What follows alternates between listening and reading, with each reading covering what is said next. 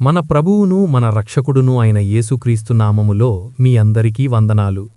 యేసుక్రీస్తు ప్రభువారు సిలువలో పలికిన 5వ మాటను గుర్తుచేసుకుంటూ దానిలో ఉన్న సత్యాన్ని గ్రహిద్దాం. యేసుక్రీస్తు ప్రభువువారు సిలువలో పలికిన 5వ మాట, నేను దప్పిగొనుచున్నాననెను. యోహాను 19:28.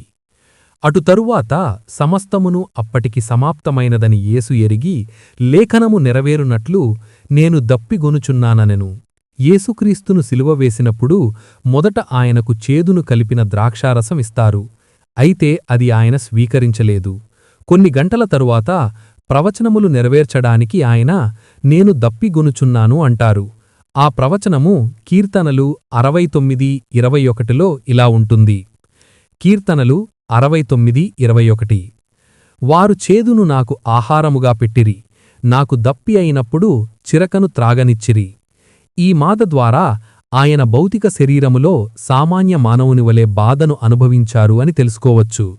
ఇందులో ఇంకొక పాఠం, యేసుక్రీస్తు దప్పికగా ఉంది అంటే మీకు కూడా ఆయనకు నీళ్లు ఇవ్వాలని ఉంది కదా.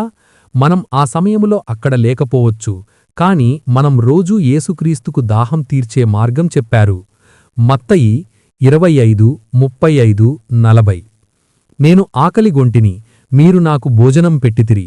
దప్పిగొంటిని, నాకు దాహమిచ్చితిరి. పరదేశినయ్యుంటిని, నన్ను చేర్చుకొంటిరి. దిగంబరినయ్యుంటిని, నాకు బట్టలిచ్చితిరి. రోగినయ్యుంటిని, నన్ను చూడవచ్చితిరి. చెరసాలలో ఉంటిని, నా యొద్దకు వచ్చితిరని చెప్పును.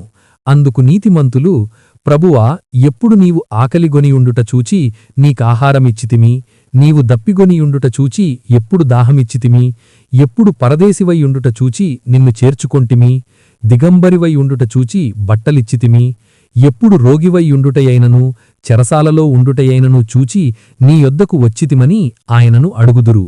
అందుకు రాజు, మిక్కిలి అల్పులైన ఈ నా సహోదరులలో ఒకనికి మీరు చేసితిరి గనుక నాకు చేసితిరని నిశ్చయముగా మీతో చెప్పుచున్నానని వారితో అనును. మనందరికీ కూడా ఎన్నో అవసరాలు ఉండొచ్చు. మన చుట్టూ ఉన్నవాళ్లు కూడా ప్రేమ కోసము, సహాయం కోసము, ఇతర అవసరతల కోసం చూస్తూ ఉండవచ్చు. పైన వాక్యంలో చెప్పినట్లు మన చుట్టూ ఉన్నవాళ్ల అవసరాలు తీర్చటం ద్వారా మనం యేసుక్రీస్తు దప్పిక తీర్చిన వాళ్లమవుతాం.